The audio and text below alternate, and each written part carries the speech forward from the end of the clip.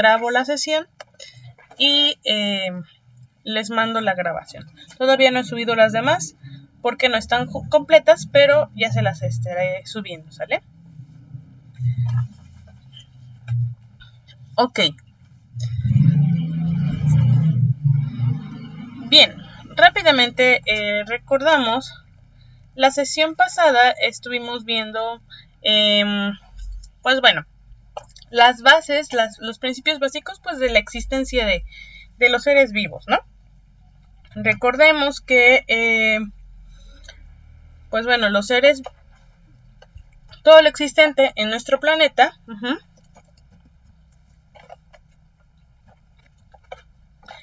en cuanto a lo físico, pues bueno, está formado por átomos, que es la unidad más pequeña de la materia, y estos átomos, pues bueno, están, hay diferentes tipos de átomos en nuestro universo.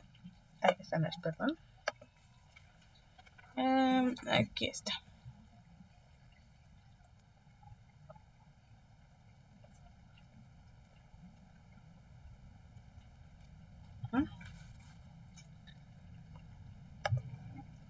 Voy a compartirles pantalla, jóvenes.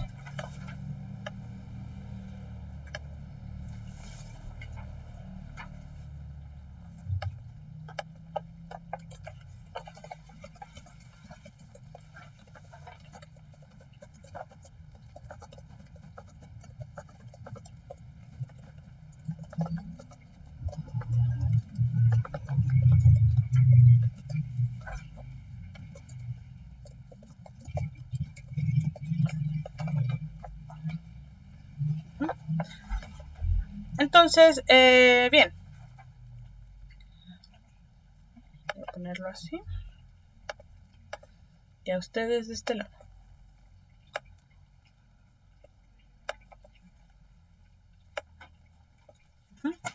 Bien, entonces les comentaba, ¿no? Todos nosotros, todo lo existente en nuestro planeta, por lo menos lo que, digamos, podemos comprobar con algunos experimentos científicos, estamos formados pues por átomos, la materia, ¿no?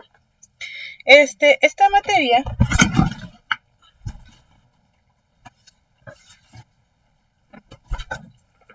está, bueno, estos diferentes átomos se distinguen por varias características dependiendo del elemento que los forme. Cuando estos átomos se juntan con otros átomos, aunque sea uno más, se le conoce como molécula. Cuando estos átomos y moléculas se encuentran en una configuración en particular, se les puede decir moléculas orgánicas. Estas moléculas orgánicas tienen la capacidad, o sea, moléculas pequeñas como la del agua, el H2O, tienen algunas la capacidad de formar cadenas mucho más grandes y complejas, y estas cadenas más grandes y complejas potencialmente podrían llegar a formar parte de un ser vivo, ¿no? Y entonces llegaríamos a la célula, que sería la unidad fundamental de la vida. Es decir, a partir de una célula podemos decir que es un ser vivo. Antes de una célula, por ejemplo, una mitocondria, un poco de ADN, un núcleo, son parte de un ser vivo, pero no son un ser vivo como tal, hasta que forman completamente o tomamos completamente a la célula. Recordemos que hay seres vivos de muchos tipos. Hay unicelulares, que nada más necesitan de su célula para existir, o bueno, llevan a cabo todas las funciones de un ser vivo sin tener que depender de otras células. Aparte están las pluricelulares y las multicelulares.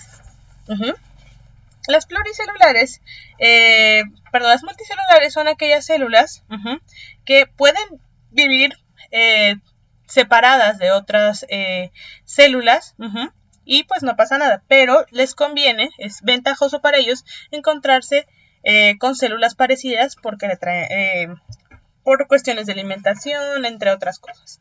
Y después entramos a las pluricelulares, ¿no? Estos organismos ya están más especializados. Cada célula tiene funciones específicas para formar a un ser vivo más complejo. Y estas células, este tipo de células, pueden llegar a formar tejidos si se juntan con otras células del mismo tipo. Y estos tejidos, diferentes tipos de tejidos, llegan a formar órganos que tienen diferentes funciones. Cuando estos órganos se juntan con otros que tienen funciones similares, llegamos a tener, objetivos similares, llegamos a tener aparatos o sistemas en un organismo, como el aparato digestivo, el sistema circulatorio, el sistema nervioso, el aparato respiratorio, etcétera, etcétera. Entonces, existimos organismos, seres vivos, que podemos llegar a estar conformados por muchos tipos de células. Y entonces, pues bueno, somos un poco más complejos. Hablando de células, ¿no? Celularmente hablando. Ok. De todos modos, cada célula está conformada o tiene sus propias cadenas de ADN y ARN. Estas macromoléculas existentes en cada una de nuestras células nos van a decir y le van a decir a las células qué hacer, cómo actuar y en qué momento hacerlo. Y llegan a formar, pues bueno, y estas direcciones de qué hacer, cómo actuar y cómo hacerlo, le dan forma al ser vivo.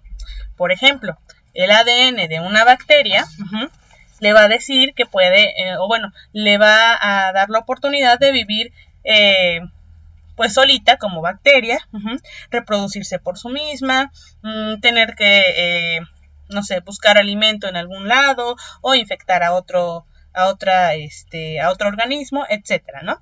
El ADN de este pájaro hace que algunas partes de sus de su piel vayan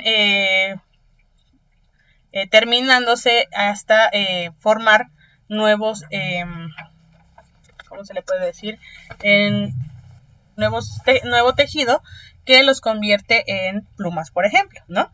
Y el ADN de los seres humanos hace que no dirige para que tengamos plumas, sino para que tengamos vellos, ¿no? Ok. Ahora, entonces, este ADN, que nos dice cómo funcionar, cómo existir, etcétera, nos dirige, o nos ayuda a hacer, pues bueno, va a depender de la especie a la que pertenezcamos.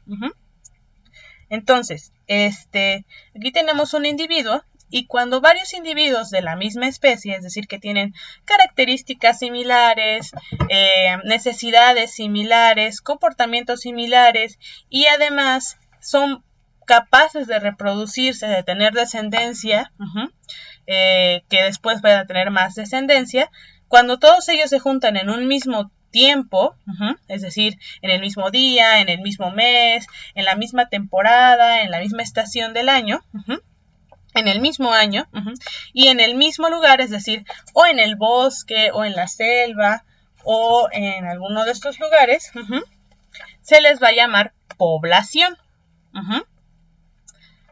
Es decir, la especie es cuando los organismos tienen las mismas directrices y se pueden reproducir entre ellos. Varias especies tienen diferentes poblaciones. Las poblaciones van a hacer que sean de la misma especie, las mismas directrices y además compartan el espacio y el lugar. Cuando varias especies, es decir, más de una especie, las directrices de estas aves y las directrices de estos lobos se juntan en un mismo tiempo y en un mismo espacio, se les llama comunidad. Esto hablando de puros seres vivos. Ahora, cuando estos seres vivos se mezclan con el resto del ambiente, es decir, con partes vivas y no vivas, es decir, con el viento, con el agua, con la tierra, los elementos, el aire, se le va a llamar ecosistema. Cuando este ecosistema se junta con los demás ecosistemas, vamos a tener nuestra biosfera. Ok. Bien, también en la clase pasada vimos las bases de las ciencias naturales, las ciencias las tres ciencias básicas, que son la física, la química y la biología. Básicamente la física va a estudiar la materia, la energía y sus cambios. La química va a estudiar cómo la materia, las sustancias, se van a comportar, ¿no? Con otras sustancias. Y la biología, eso más que nada a nivel molecular. Bueno, sí, pues las reacciones entre los diferentes elementos y los diferentes enlaces. Mientras que la biología es la ciencia que va a estudiar a los seres vivos.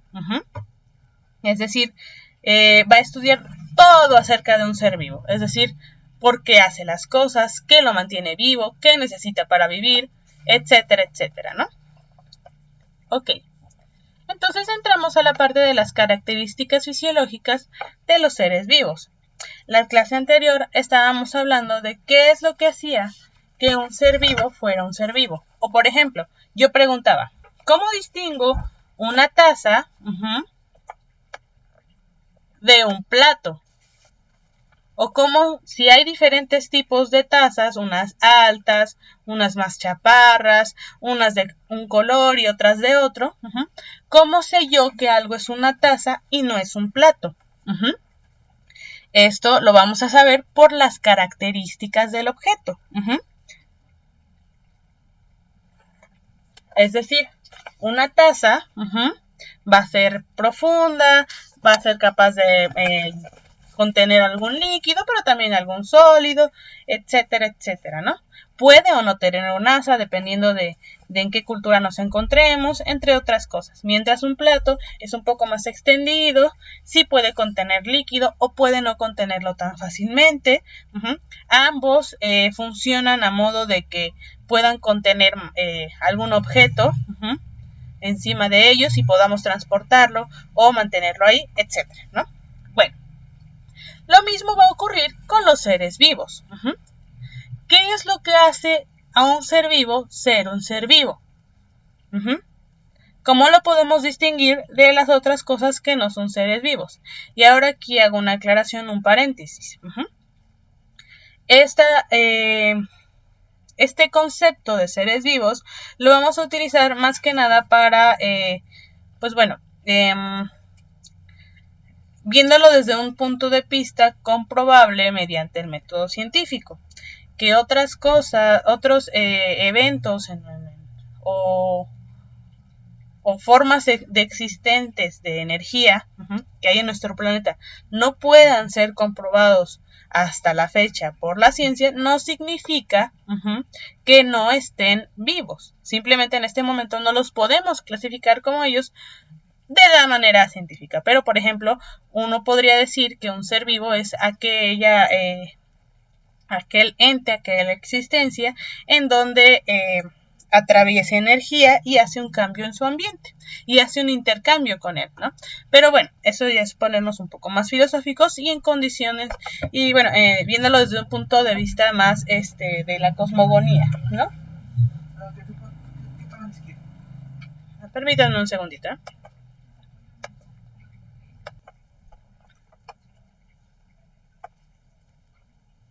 Gracias por su paciencia. Entonces, bueno, ¿qué es lo que hace un ser vivo ser un ser vivo?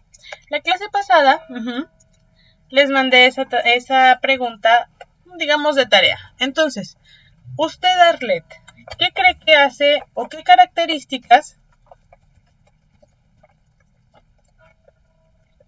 debe tener algo para decir que es un ser vivo?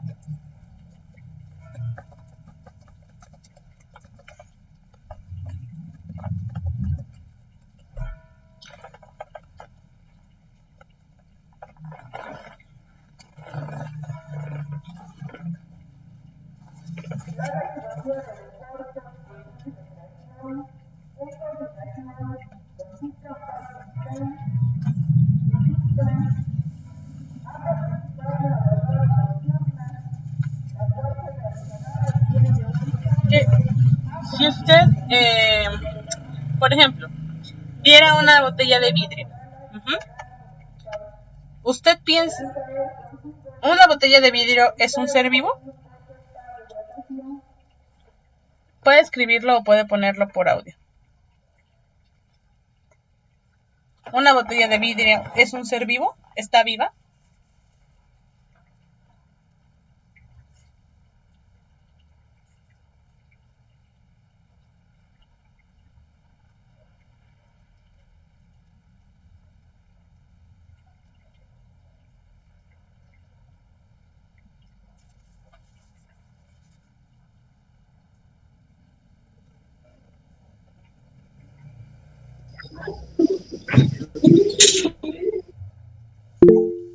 Adelante.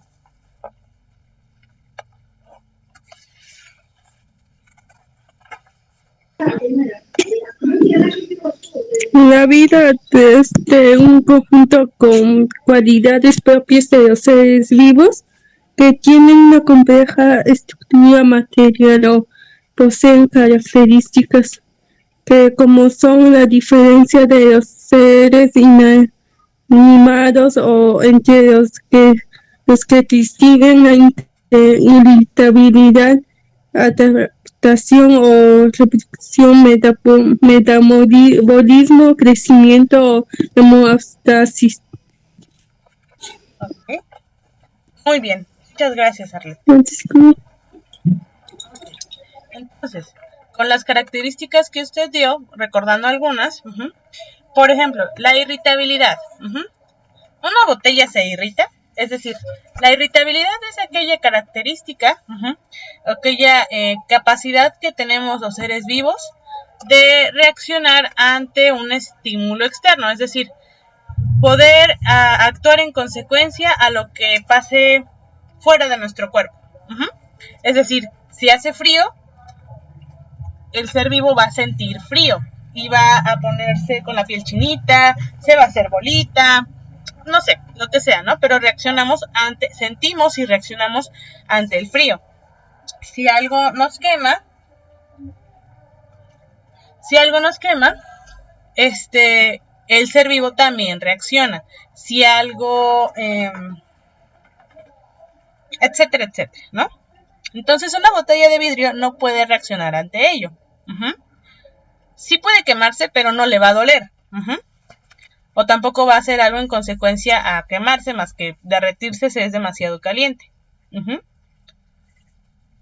En cambio, por ejemplo, una mosca, si siente frío, puede empezar a volar a otro lado o se va a refugiar a un lugar más cálido.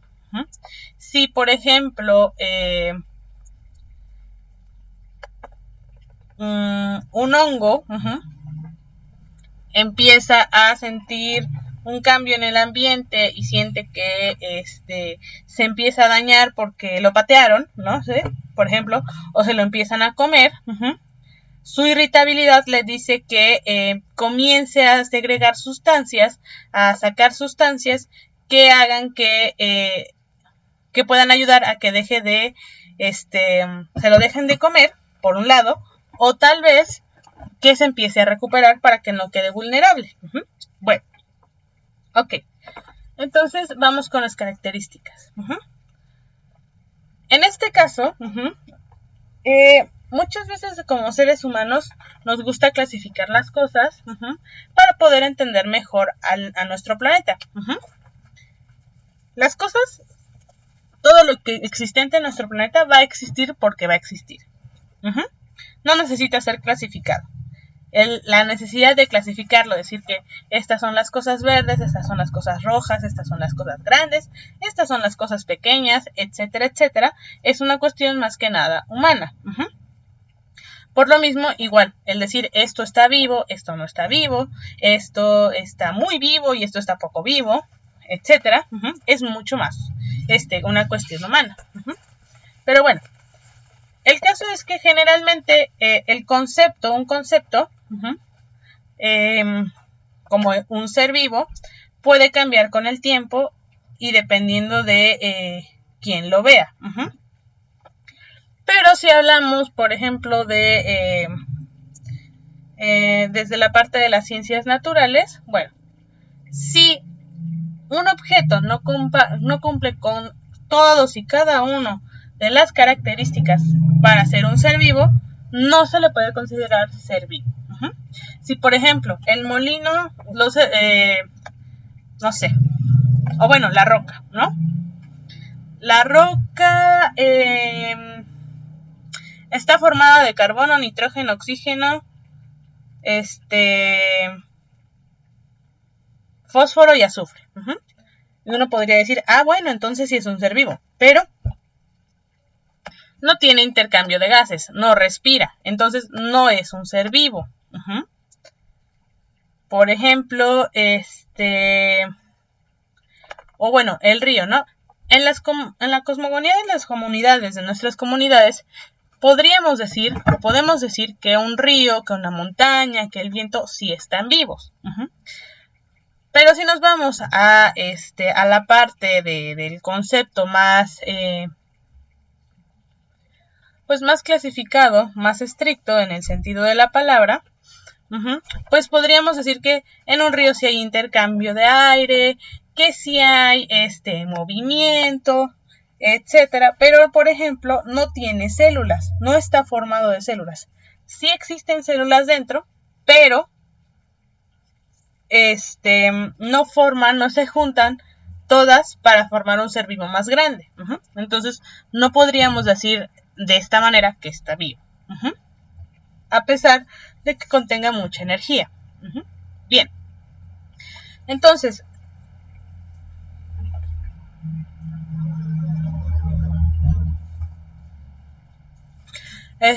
los seres vivos tienen las siguientes características. Bien, las características fisiológicas de los seres vivos son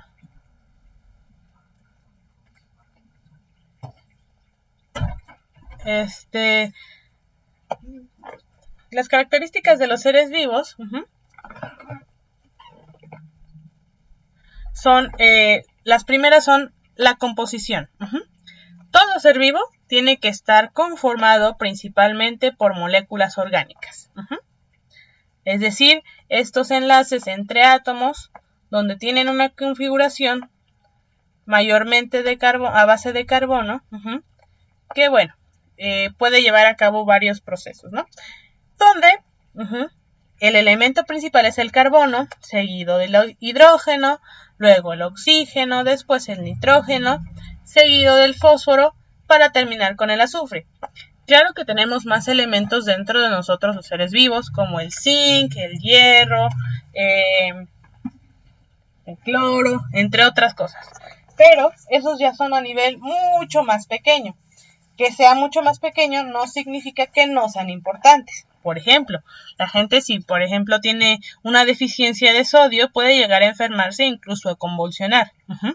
Pero a niveles más básicos, más bajos de los que necesitamos. Pero aún así, si hacemos, no sé, un porcentaje, digamos, del 90%, bueno, del 100% de nuestro cuerpo, el 90% es carbono, el 10% hidrógeno, etcétera, etcétera, ¿no? Y el 0.00000 tantos por ciento es cloro, ¿no?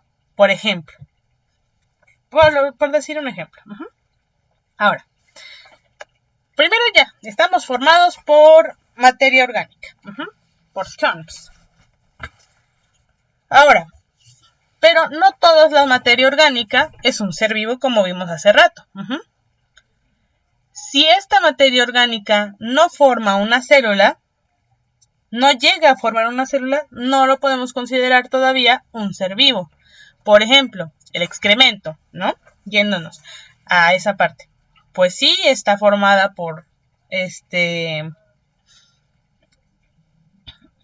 elementos orgánicos, porque pasó por nuestro cuerpo, fueron plantas, animales que se fueron comidos, pero no son células vivas, entonces no son seres vivos.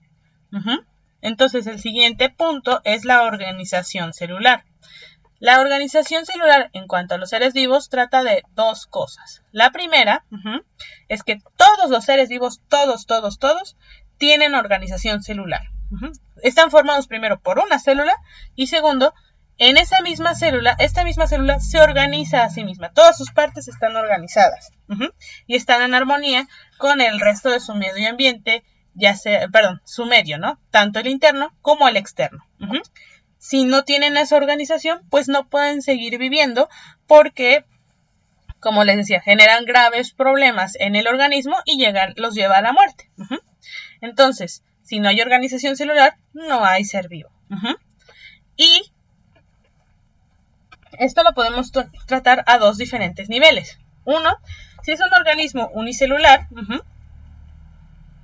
es decir, que no necesita de otras células para poder existir, para poder alimentarse, entre otras cosas. Entonces, pues bueno, la organización nada más abarca la organización de la parte de dentro del organismo, ¿no? De sus organelos, de su núcleo, de su ADN, etc. Pero si son organismos multi o pluricelulares, más que nada los pluricelulares, además sus células dependen unas de otras, tienen características diferentes que los llevan a formar un organismo más complejo, y entre ellas también tienen cierta organización. Una vez que las células se dejan de organizar, los conduce a dejar de existir. Por ejemplo, si a esta serpiente, ¿no? Esta serpiente tiene células que están organizadas para ser parte de su piel, proteger a la serpiente, etc. Y aparte tiene células que son musculares que le ayudan a moverse, tiene células cerebrales que le ayudan a decir a dónde debe de ir, qué debe de hacer, cuándo comer, etcétera, ¿no? Tiene células de hueso que les ayudan a dar soporte, y además estas mismas células, y tienen células, por ejemplo, sanguíneas que les ayuda a conectar a todo el organismo con el resto del cuerpo, y transportar los nutrientes, la alimentación de este organismo. Ok. El siguiente punto es el crecimiento, desarrollo y muerte. Todos los seres vivos tienen que pasar por esta característica. Es decir, para empezar, para ser un ser vivo primero hay que nacer, ¿no? Ya sea a partir de otro ser vivo, como en el caso de los humanos, que nacemos de nuestras madres, etc. En el caso de las células, que pues bueno, salen de la célula madre, por decirlo así. Pero esto pues bueno, fue a partir de que esta célula tenía la suficiente cantidad de alimento, materia, para poder dividir todas sus partes, ¿no? Y formar una nueva célula. Pero bueno, como sea, de todos modos, cualquier célula en algún momento fue nueva. Esta célula llevaba a cabo sus funciones, y poco a poco fue haciendo funciones de una célula más madura. Es decir, primero se tiene que alimentar, tiene que desarrollarse, tiene que crecer, hasta el punto de crecer hasta el punto de poder ser lo suficientemente grande, acumular la suficiente materia, de poder volverse a dividir. Y bueno, esto incluiría su desarrollo, ¿no? La parte desde el nacimiento hasta ser una célula adulta, ¿no? Lo mismo, si es hablando desde el nivel celular, todas nuestras células van a nacer de otras células, van a crecer, se van a desarrollar y se van a multiplicar. Esto entra entre crecimiento, desarrollo, muerte y reproducción. Todas se van a reproducir. Ahora, si hablamos de a nivel ya más grande, hay seres vivos que no siempre se reproducen. Por ejemplo, digamos, ¿no? Una persona decide no tener hijos o puede no tener hijos, ¿no? Pero eso no significa que deja de ser un ser vivo, ¿no? ¿Por qué? Porque todas las características de los seres vivos siempre van a ser a base de, a nivel celular. Es decir, si bien no se reproduce y crea otro humano nuevo, o una serpiente nueva, o un hongo nuevo, sí sus células siempre se van a seguir reproduciendo hasta el momento de su muerte. Y además, todos los organismos tienen que morir en algún momento. Sus funciones se van ralentizando, van siendo menos efectivas y entonces en algún momento se degrada el sistema y mueren para pasar a ser parte de otro nuevo ser vivo más adelante. Ahora, otra de las características es la alimentación. La alimentación es el proceso en el que un organismo va a consumir sustancias benéficas para el organismo para seguir existiendo. Sustancias para generar energía, materia del organismo y seguir existiendo. Por ejemplo, el árbol se alimenta de nutrientes de la tierra, dióxido de carbono, etc. El perro se alimenta de sus croquetas o de algo que case. Nosotros los seres humanos nos alimentamos de verduras, frutas, etc. Las bacterias se alimentan de sustancias, ya sea que se encuentren en el ambiente o le quiten a otros seres vivos, ¿no? Enfermándolos. Pero siempre consumen algo para poder seguir existiendo. Consumen sustancias para seguir existiendo. Sustancias de varios tipos, ¿no? Pueden ser orgánicas, inorgánicas, dependiendo del organismo. Ok. Ahora, la siguiente es el metabolismo. El metabolismo, resumido en algunas palabras, es ese proceso en donde un ser vivo dentro de sí transforma sustancias de las que ya se alimentó, consumió, en nuevos tipos de sustancia que les permite funcionar como ser vivo. Es decir, si yo me como un pan, mediante mi metabolismo, el pan está hecho de azúcares, un poco de proteínas,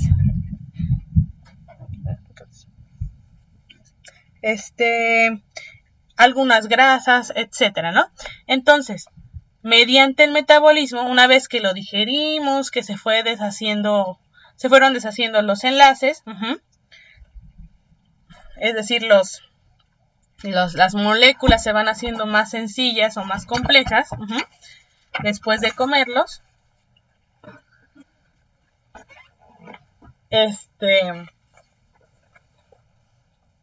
después de comer, estas sustancias van a generar, ya sea se van a separar o se van a unir, y van a generar más energía o más materia que nos sirve a nosotros los seres vivos para existir. Y nuevamente, eso va desde el nivel celular, unicelular, hasta el multicelular y el pluricelular.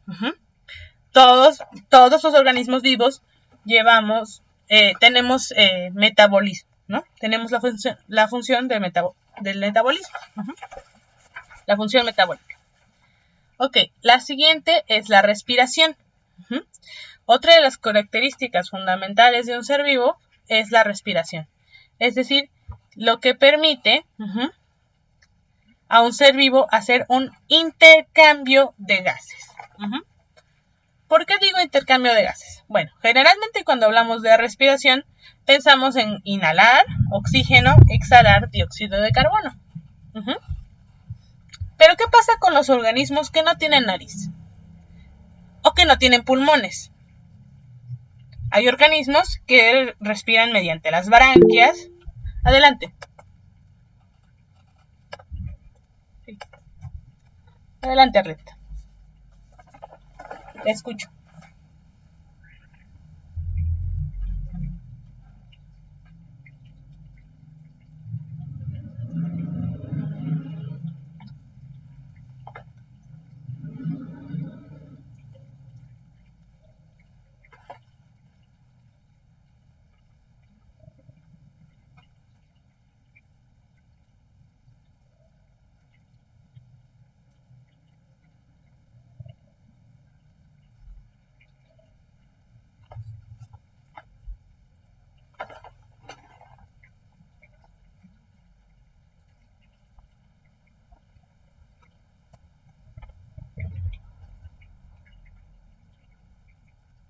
Bueno, sí, cuando un organismo no tiene intercambio de gases, se mueren. Así es.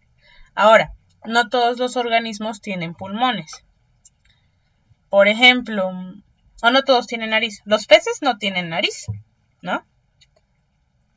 O los insectos no tienen nariz, pero respiran por medio de su piel o por medio de sus agallas. Siguen teniendo un intercambio. Ahora, hay organismos que no tienen pulmones. Por ejemplo, los insectos no tienen pulmones. O los árboles tampoco tienen pulmones. Pero ellos también respiran, están vivos. En esta bacteria no vemos ni nariz ni pulmones. Pero esta bacteria, en su envoltura celular, tiene poros que le permite intercambiar gases y le permite vivir. El intercambiar gases es respirar. Ahora, si por ejemplo hablamos, bueno, casi todos respiramos oxígeno, pero ¿qué pasa con las bacterias anaerobias? Que no pueden estar con el oxígeno o no usan oxígeno. ¿No están vivas? Claro que están vivas, pero intercambian otro tipo de gases. Entonces, la respiración es intercambiar gases. Todo ser vivo o todo organismo o toda existencia que se considere vivo debe de tener un intercambio de gases. La otra parte es la excreción. La excreción es esta característica que tenemos todos los seres vivos, todos los seres vivos, que ocurre después de haberse alimentado o respirado, después de haber consumido energía y materia, una sustancia. ¿Qué pasa después? Expulsamos lo que no nos sirve. Excretamos dióxido de carbono, excretamos sudor, excretamos orina y excretamos heces también, excretamos todo lo que salga de nuestro cuerpo, podríamos, y que no nos sirve, que no nos funciona, es excreción. Y eso también todos los seres vivos lo llevan a cabo porque no pueden aprovechar todo lo que entra a ellos. A pesar de que otro ser vivo sí puede aprovechar algunas sustancias, no todos los seres vivos pueden aprovechar absolutamente todo. Algo tienen que desechar, algo que no les sirve, y eso es también una característica de un ser vivo. Si no consume, no desecha. Si consume, tiene que desechar. Ok. Ahora, otra de las características de los seres vivos es la irritabilidad, como lo había comentado usted, ¿no? La irritabilidad, como veíamos, es aquella característica de los seres vivos de responder a lo que pase afuera del ser vivo, es decir, de mis células para afuera, cómo reacciono yo a lo que está pasando afuera.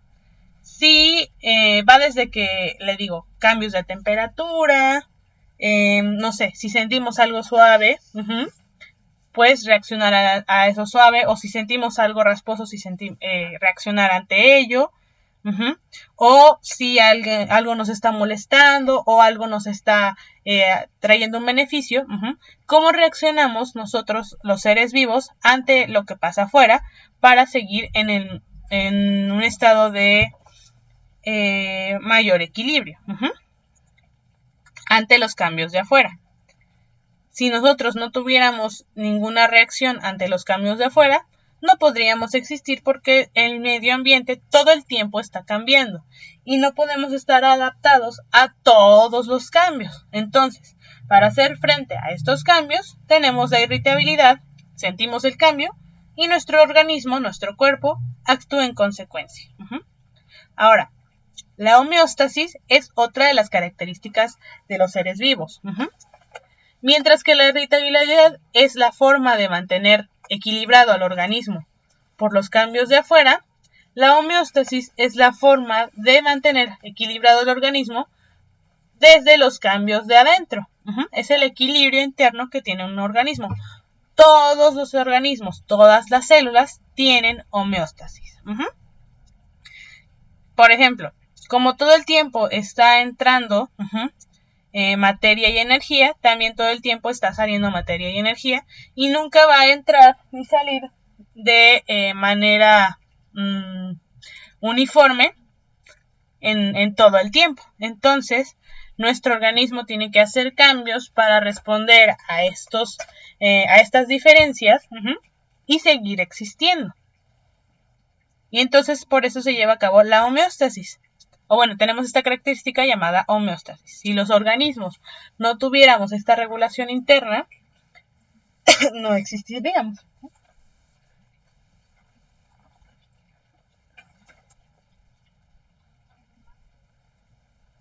Permítame un momentito.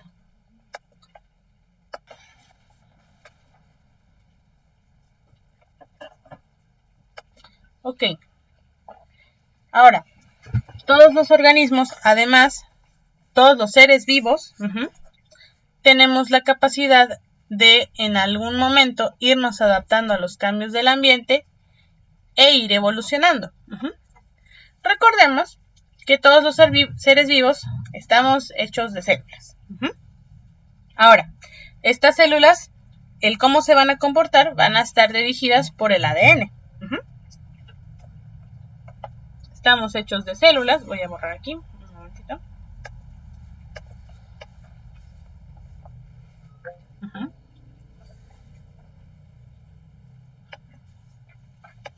Estas células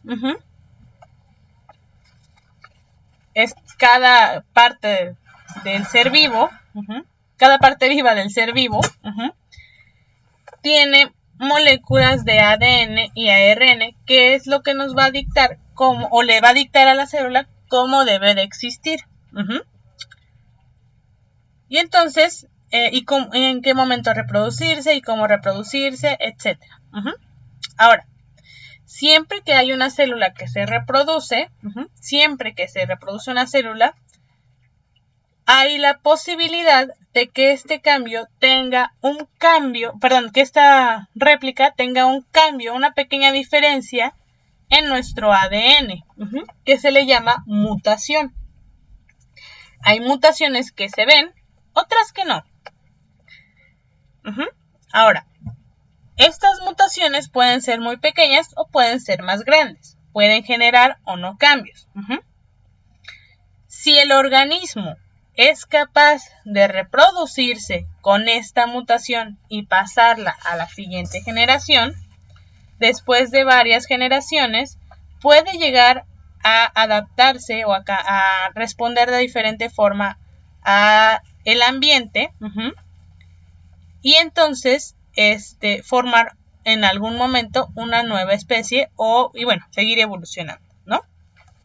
Entonces, todos los organismos en nuestras células que se multiplican y que tienen errores o tienen diferencias entre la célula mamá y la célula hija,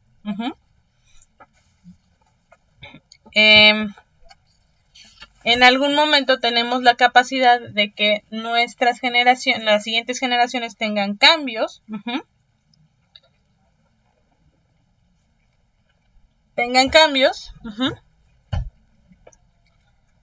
y que esos cambios se pasen a la siguiente generación hasta el punto de que podamos adaptarnos mejor o peor a nuestro ambiente. Entonces, básicamente va de ello. Ahora, en cuanto a la aclimatación, adaptación, evolución, son 3 palabras que todos los seres vivos llegamos a tener o somos resultado de ello después de muchas generaciones de organismos. Cuando, por ejemplo, se habla de que el ser humano viene del mono, no es así, no es así. No exactamente. A lo que se refieren con esto es que hace mucho nuestros ancestros, llámese el muchos tatarabuelos antes y abuelas antes, no eran precisamente humanos, tenían ADN un poco más antiguo, que en algún momento, por ejemplo, digamos, había un organismo, nuestro ancestro, tuvo hijos con algunas mutaciones y tuvo hijos con otras mutaciones diferentes, que al pasarse de generación a generación crearon especies diferentes.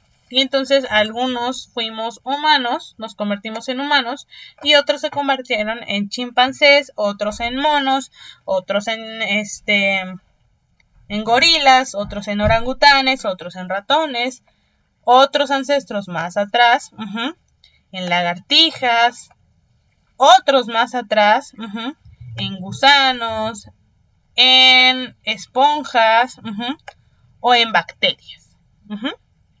Entonces, bueno, ¿de qué trata la aclimatación, adaptación y evolución? Rápidamente, bueno, los seres humanos, como le comentaba, tenemos dos formas de adaptarnos o regularnos ante los cambios. La irritabilidad y la homeostasis. Ok. En cuanto a la irritabilidad, o bueno, no exactamente con eso, pero todos los seres humanos seres vivos tenemos rangos en los que podemos existir y rangos en los que ya no podemos existir. Por ejemplo, tal vez usted haya escuchado de las bacterias extremófilas, que por ejemplo hay lugares en donde pues sale casi lava todo el tiempo, etcétera, y ahí pueden vivir, y bueno, son lugares muy calientes, extremadamente tóxicos, pero ahí se ha encontrado vida. Son bacterias que son capaces de resistir esas temperaturas, que incluso es una temperatura óptima para existir, pero no para los seres humanos, por ejemplo. Otra podría ser, no sé, una planta, una orquídea, a diferencia de un pino. Claro que hay orquídeas que existen en el mismo sitio donde existen los pinos. Claro que sí lo existen. Pero digamos una orquídea muy tropical y un pino que existe en lugares muy fríos. Ok.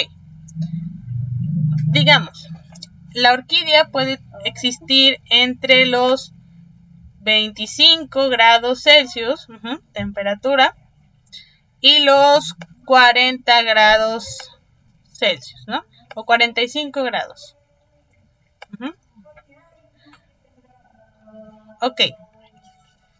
Si se encuentra entre estas dos temperaturas, la orquídea va a poder llevar a cabo su vida lo mejor posible. Va a poder respirar bien, va a poder crecer, desarrollarse, alimentarse, entre otras cosas. Pero, un momentito, permítame.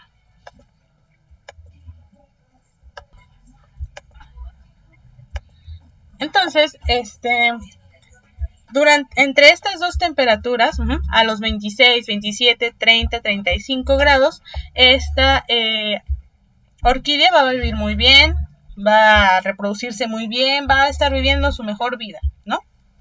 Ok, ahora, a partir de los 24.9 grados, o a los 24 grados o menos, 20, 15, etcétera, hasta digamos los 15 grados, esta orquídea, entre los 25 y 15 grados, esta orquídea va a comenzar a presentar problemas.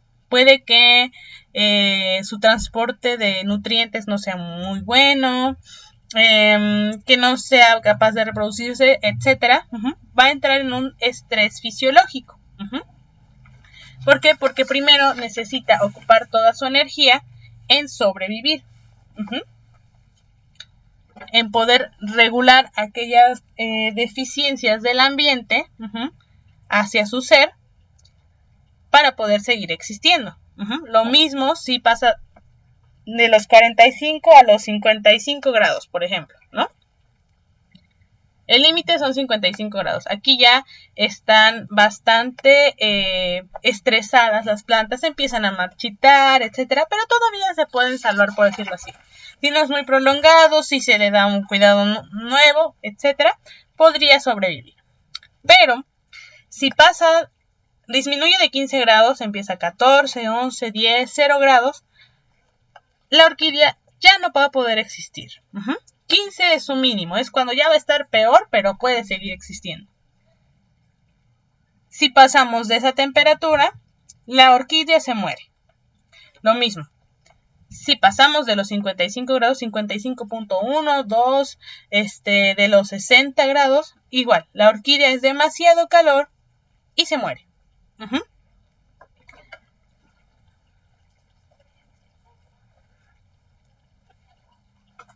Entonces, ok.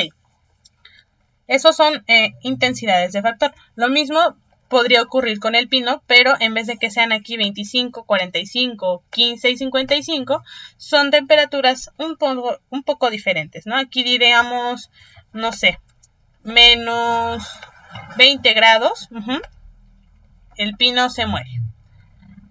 Entre los menos 20 y los, no sé, 0 grados, el pino está estresado, pero puede seguir existiendo, está luchando por seguir existiendo. Entre los 0 y los 20 grados, el pino va a vivir muy bien, puede seguir con sus procesos, etc.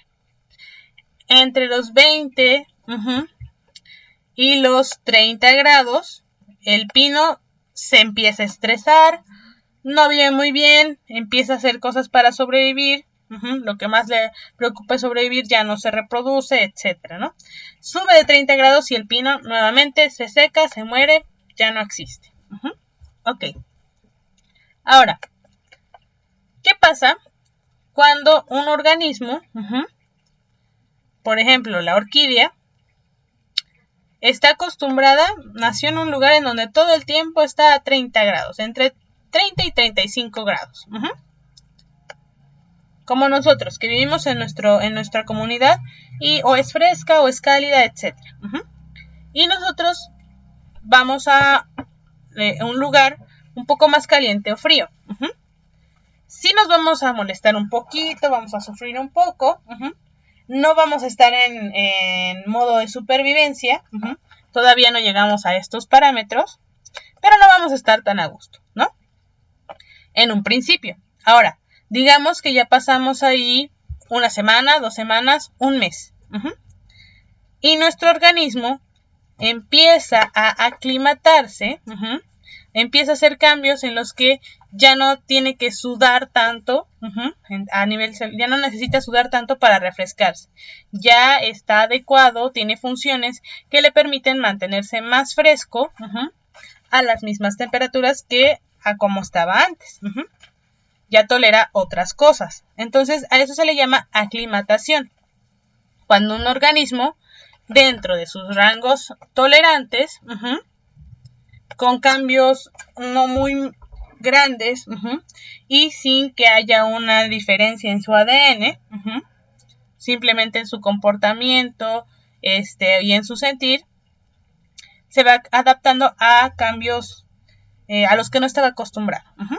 Ahora, si este organismo, en lugar de eso, como la orquídea, ¿no? Digamos, su rango, su mejor rango es entre 30 y 40, ¿no? Pero entonces esta orquídea tiene una hija. Bueno, en su ambiente empieza a subir más la temperatura y en vez de estar de entre 30 y 40 grados, empieza a estar entre 35 y 45 grados. A los 45, recordemos que ya empieza el estrés fisiológico, empieza el estrés de la planta. Entonces, muy seguido la planta se estresa porque esas son las temperaturas normales de su ambiente. No lo eran antes, su especie no estaba preparada para eso, pero ahora sí. Ahora es algo más común en su ambiente. Y bueno, la planta pues no se va a ningún lado porque pues, es una planta. ¿Qué pasa? Digamos que entre todas sus plantas hijas, Una de ellas nace con una mutación que le permite ser más resistente al calor. Y ahora puede vivir entre los 26 grados y los 46 grados. O entre los 30 y los 50 grados. Entonces, empieza a ver, aquí ya hubo un cambio genético, fue de un organismo a otro, y esos cambios pudieron haber ocurrido todo el tiempo, ¿no? Pero pues ni le venía ni le hacía daño a la planta, o incluso le hacía daño a las plantas que nacían así, porque a veces hacía demasiado frío y se morían. Y se reproducía un poquito. Pero ahora que subió la temperatura, que es más común que sea más caliente, las plantas que sobreviven más y se reproducen más son aquellas que toleran más el calor. Y entonces esos genes, esas alteraciones genéticas, empiezan a quedar en la especie. Y entonces esta especie de orquídea ahora se empieza a adaptar al nuevo clima. Y ya no es exactamente la misma variante que las especies que siguen existiendo en estos rangos. Ya son como razas, como variantes diferentes de la misma especie. Se está empezando a adaptar. Pero eso tiene que pasar de generación en generación. Un mismo organismo no se puede adaptar genéticamente, su ADN no puede cambiar, pero sí su especie. Ahora, si esta adaptación se sigue dando más seguido, y de repente hay una separación entre las que aguantan menos calor y las que aguantan más, y ya no hay tanta reproducción entre ellas, y se empiezan a hacer genéticamente muy diferentes y ya no pueden tener hijos entre ellos, entre estas dos variantes, se le llama evolución y tenemos una nueva especie. Ok. Entonces, todos los organismos venimos de ese tipo de cambios y somos capaces, mediante las generaciones o mediante algunos cambios en la aclimatación, de llevar a cabo estos procesos. Porque si no, pues no dejamos de existir. Ok. Bien. Ahora, rápidamente, a los seres vivos, todos los que cumplimos estas características que vimos aquí, también con estas, con absolutamente todas, si no cumplimos una de estas características o si algo no cumple con estas características, no se le considera un ser vivo. Si las cumple con todas, decimos que es un ser vivo. Ahora, a los seres vivos, como le comentaba, a nosotros los humanos nos encanta clasificar. Nos encanta decir que es de un color y que es de otro, que es arriba o abajo, alto o bajo, etcétera, etcétera. Usted recordará que las primeras cosas que aprende uno cuando es niño es si algo es muy grande, muy pequeño, muy o de un color verde, rojo, azul, etcétera, etcétera. Bien. Ahora, entre estas clasificaciones, bueno, también podemos clasificar a los seres vivos. Si bien hace rato yo dije que para ser un ser vivo tienes que cumplir al pie de la letra todos estos objetivos, aunque sea por lo menos a nivel de una célula, ya la clasificación de los seres vivos no es tan estricta, puede variar mucho. ¿Por qué? Porque, bueno, como no es una característica de la propia existencia, sino algo inventado por los seres humanos, no es perfecto y tiene varios fallos porque no lo sabemos todo. Pero bueno, cuando intentamos, ¿cómo se llama? Clasificar a los seres vivos, pues bueno, antes teníamos los 5 reinos, ¿no? Que Monera, que Protista, Plantae, Fungi y Elimania.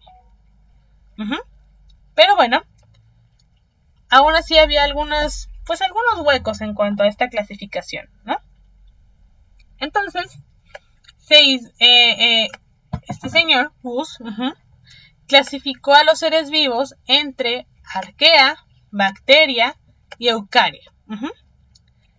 Las arqueas y las bacterias son microorganismos unicelulares o incluso algunos multicelulares. Pueden vivir en conjuntos, en colonias con otros, aunque no lo necesitan, pero les beneficia. No tienen un núcleo definido, es decir, su ADN anda esparcido por todas partes y tampoco está unido a su membrana celular. Recordemos que la membrana celular es esta partecita, lo que ¿cómo se llama? Lo que va a separar lo de dentro del ser vivo de la célula de lo de fuera de la célula. Bien.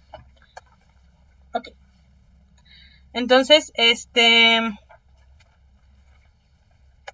estas dos, como vemos aquí, bacteria, arquea y eucaria, comparten la característica de ser procariotes, es decir, unicelulares que, ¿cómo se llama? Organismos unicelulares que no tienen su núcleo bien definido, su ADN anda por todas partes, etcétera, ¿no? Y son muy pequeños. Ahora, se diferencian de los eucariotes. Si se da cuenta, si nos damos cuenta, los dos terminan en lo mismo, ¿no? Biotes. Pero tienen diferente, no me acuerdo cómo se le llama, pero inician diferente, ¿no? Uno es procariote y el otro es eucariote. En la palabra eu, o el inicio como eu, significa verdadero. Entonces, los eucariotes son las, digamos, células verdaderas. Mientras que las otras sí son células, eso es nada más por ponerle un nombre. Todas son células de verdad, todas existen, pero las eucariotes ya tienen un núcleo definido, tienen organelos y son un poquito más complejas. Bien, una vez que ya hicimos esta división, ¿cómo podemos llegar a pensar que ocurrió la evolución? Bueno, digamos que primero existió la primera célula, ¿no? El primer ser vivo.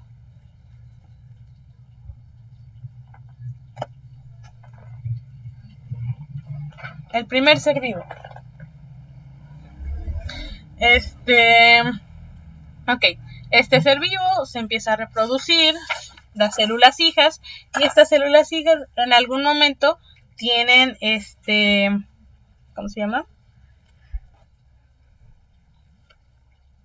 Mutaciones, y en algún momento estas mutaciones son tantas que van a hacer una especie diferente de otra, y va a dar lugar o dio lugar a diferentes especies que entre más cerca estén de la rama uno del otro es que están más emparentadas, es decir, su ancestro es más cercano que otros. Es decir, por ejemplo,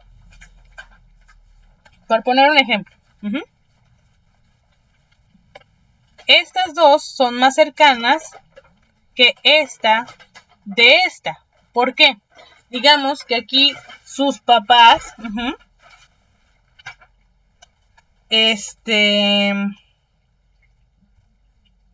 después de sus papás hubo una división de ADN y hubo una diferencia entre las dos especies. Y aquí no fueron los papás los que tuvieron esa diferencia, o esos hijos diferentes, sino que fueron los abuelos. Sí son parientes los tres, pero ellos son más cercanos en parientes por sus papás. Se dividieron después que ellos, porque se dividieron antes, ¿no? Entonces ellos son un poco menos cercanos por sus abuelos, pero más cercano de que a Ribobacter, porque digamos que esta es la división del bisabuelo.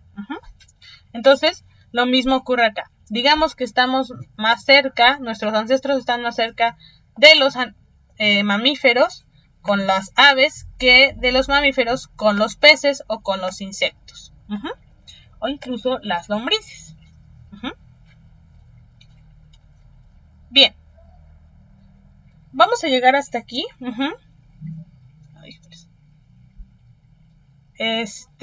Ok.